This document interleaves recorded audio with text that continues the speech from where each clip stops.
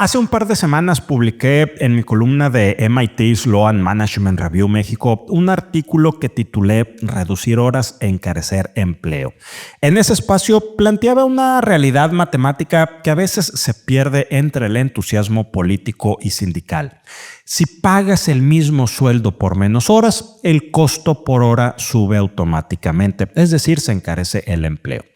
Para ser exactos, el salto de las 48 a las 40 horas para 2030 representa una reducción del 16.7% en el tiempo laborado, pero dispara el costo laboral por hora en un 20%. Y esto no es un detalle técnico o económico, es un golpe directo al KPI, es decir, al indicador de eficiencia más sensible de cualquier organización, la relación entre el costo laboral total y los ingresos. Y justo ayer, este lunes 30 de marzo, la realidad nos dio un baño de agua fría con los datos publicados por Grupo Reforma sobre un estudio de la consultora EY.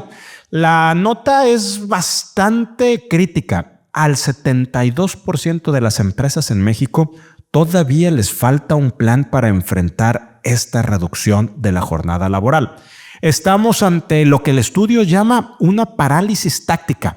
Fíjese, solo el 18% de los empleadores se declara listo para la implementación. ¿Y qué está pasando con el resto de los empleadores de nuestro país? Bueno, el 44% sigue en un proceso de reflexión pasiva, así lo llama el estudio.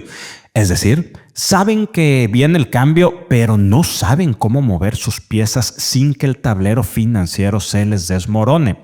Y aquí es donde mi análisis en MIT y la nota de hoy convergen en un punto crítico: la dependencia de las horas extra. El estudio de EY revela que el 71% de las empresas reporta esta dependencia. Si reducimos la jornada sin corregir la ineficiencia operativa, el margen de rentabilidad simplemente va a desaparecer. En mi columna, que está disponible en el sitio de MIT Sloan Management Review México, advertía que mientras las grandes empresas pueden apostar por la automatización y el rediseño de turnos, el verdadero drama lo vivirán las pymes. Para ellas, que generan 7 de cada 10 empleos formales en el país, el riesgo no es solamente financiero, es un riesgo de supervivencia. Sin acceso a tecnología o economías de escala, el camino más fácil y lamentable podría ser la migración a la informalidad. El miedo al costo es la principal barrera para el 85% de las empresas, nos dice el estudio de EY, y tienen razón en temer. Si no hay una política pública que impulse la productividad real con inversión en formación de talento e infraestructura, esta reforma podría terminar encareciendo el empleo formal al grado de volverlo inaccesible para los más vulnerables. La reducción de la jornada no puede ser solo un decreto de buena voluntad.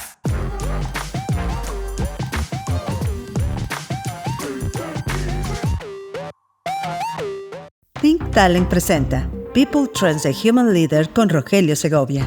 Te damos la bienvenida a este espacio en el cual analizaremos los aspectos más relevantes del mundo empresarial, del talento y las tendencias del mercado, así como el impacto que tienen en el presente y futuro de las personas. Gracias por acompañarnos. Bienvenidos a People Trends, un espacio que explora los aspectos más relevantes del talento y del trabajo.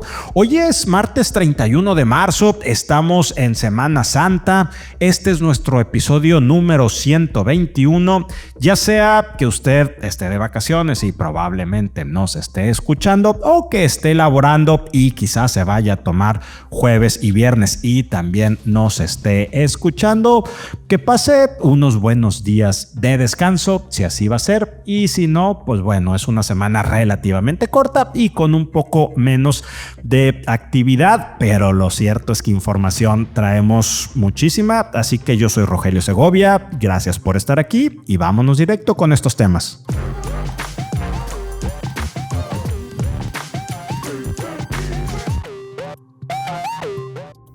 Situación de negocios actual. Comienzo con una señal de fortaleza que llega desde Monterrey. Arca Continental anunció una inversión récord de 18,500 millones de pesos para este 2026. Y esto no es un tema menor. Estamos hablando de casi el 7.5% de sus ventas anuales destinadas a fortalecer producción y digitalización en los 5 países donde opera. En el marco de su centenario, la empresa regiomontana no está jugando a la defensiva, está apostando por la expansión operativa y la modernización tecnológica. Y en el plano internacional, la guerra de plataformas y medios que hemos seguido en episodios anteriores ha dado un salto masivo. Se confirmó que los accionistas de Warner Bros. Discovery votarán la fusión de $110,000 millones con Paramount Skydance. Es una operación de escala gigantesca que ya tiene al Departamento de Justicia de Estados Unidos encima, con revisiones obviamente antimonopólicas. En el mundo del contenido, el tamaño sí, lo es todo, pero el escrutinio regulatorio también es muy relevante. Y hablando de redefiniciones, Disney no se queda atrás. Tras el relevo de liderazgo que comentamos la semana pasada, Bob Iger presentó en París el proyecto Disney Adventure World. Es una señal de que la empresa está moviendo sus fichas del streaming, donde ya sabemos que la competencia es feroz, hacia las experiencias físicas y parques, buscando rentabilidad en lo tangible. Y cierro con una nota de alerta para las cadenas de suministro. China ya advirtió posibles represalias comerciales tras el aumento de aranceles en México. Esto afecta a más de $30,000 millones en exportaciones y pone una presión directa sobre los costos de insumos para nuestras manufactureras y la industria automotriz en general. No es solo un roce diplomático, es un riesgo operativo real para el nearshoring y directamente para nuestro país y uno de los principales motores del Producto Interno Bruto. Economía. En el terreno económico, México nos dio una semana de señales cruzadas que parecen un rompecabezas difícil de armar. A ver, por un lado, la inflación en la primera quincena de marzo repuntó al 4.63%, alejándose otra vez del objetivo del Banco Central, del Banco de México, debido principalmente al costo de alimentos. Sin embargo, y aquí es donde la paradoja se vuelve política monetaria, la Junta de Gobierno del Banco Central decidió recortar la tasa a 6.75%. Este es un movimiento que desafía la lógica del ciclo actual: bajar el costo del dinero justo cuando la inflación vuelve a presionar. Con esto, el Banco Central nos dice entre líneas que hoy le preocupa más el enfriamiento económico que el repunte de los precios. Es una apuesta bastante arriesgada que rompe con la cautela que estamos viendo en otros bancos centrales del mundo y que se aleja de la ortodoxia tradicional para este tipo de escenarios. Y a esto sumémosle un dato que debería quitarnos el sueño si hablamos de talento y futuro: la productividad promedio en México se ha estancado en un 0.1%. Y al inicio de este episodio hablábamos con el tema de la reducción de la jornada laboral, de la necesidad de incrementar la productividad de nuestro país. Bueno, pues la productividad se ha estancado. Queremos que la inversión privada llegue al 28% del PIB para el 2030 y queremos la disminución de la jornada laboral, pero sin productividad todo esto será solo inercia, no desarrollo real y el riesgo de perder empleos y que migren a la informalidad. En Estados Unidos, la narrativa que tiene la economía de aquel país es la de un enfriamiento sin colapso. El mercado laboral ha entrado en una fase que los analistas llaman low hire, low fire, es decir, se despide poco, pero se contrata aún menos. Las solicitudes de desempleo, le cuento, se mantienen estables en 210,000, pero la confianza del consumidor, ya hemos platicado que este es un indicador muy relevante en términos obviamente económicos, pero también políticos. Bueno, la confianza del consumidor en Estados Unidos cayó en marzo ante la expectativa de que la inflación, empujada por los precios de la gasolina que ya rozan los $100 por barril, no se irá pronto.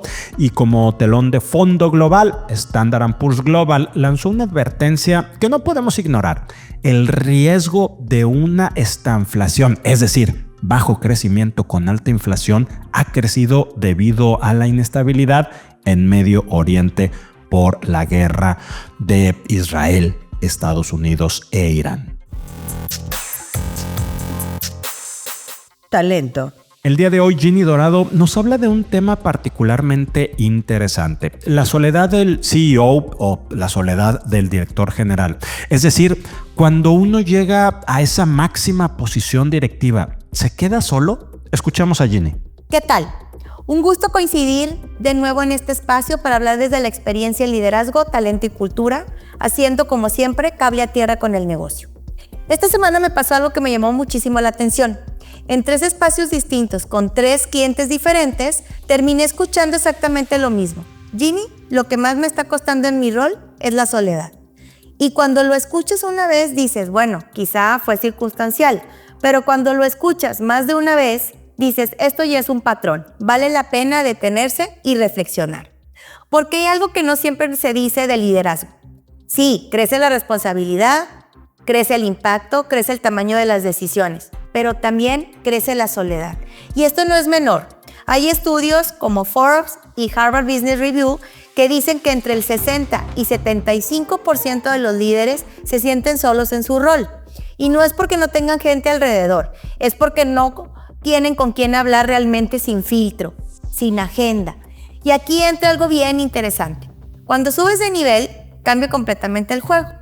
Lo que dices pesa, lo que opinas se ejecuta y hasta lo que dices al aire alguien lo convierte en un plan de acción. Me acordé muchísimo de esto de mi etapa corporativa. Era típico que en una junta, dirección general, hiciera una pregunta o soltara una opinión. Y al día siguiente ya había presentaciones nuevas, análisis corriendo, proyectos en pausa, verdaderamente un tsunami organizacional.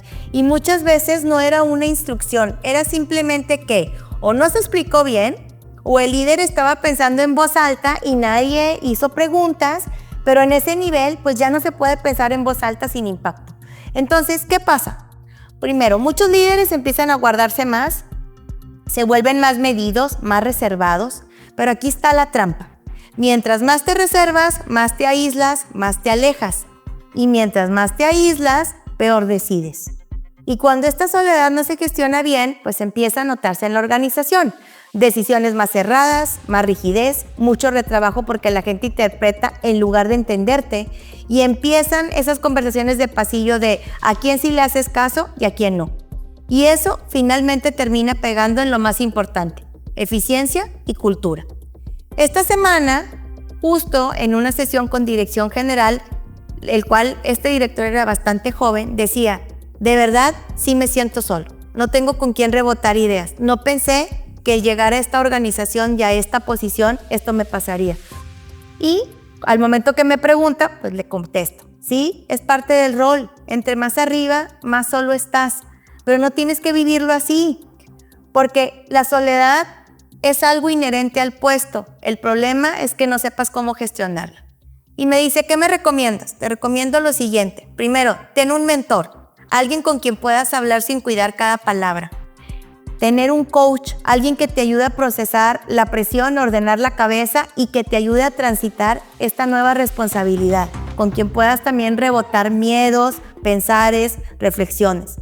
Buscar pares como tú, otros líderes que estén viviendo lo mismo que está pasando en tu organización. Si pueden ser personas que estén fuera de tu organización, mejor, porque si no hay una agenda, no hay un tema político. Y algo que es clave, ser muy claro en cómo comunicas. No todo lo que dices es una instrucción, pero tu equipo sí lo puede interpretar así. Y pues quiero dejarte con 3 preguntas para ayudarte a reflexionar. ¿Con quién estás pensando tus decisiones importantes? ¿Tu equipo entiende lo que dices o interpreta lo que cree que quisiste decir? ¿Estás liderando o estás cargando solo con todo? Un líder que se queda solo no solo se desgasta a él, recuerda esto, termina desgastando a toda la organización. Nos vemos como siempre en el siguiente People Trends. Cultura. Y pues sí, si estamos en esta semana de vacaciones de Semana Santa, Isca González nos habla de la importancia de tomar vacaciones y darse un respiro.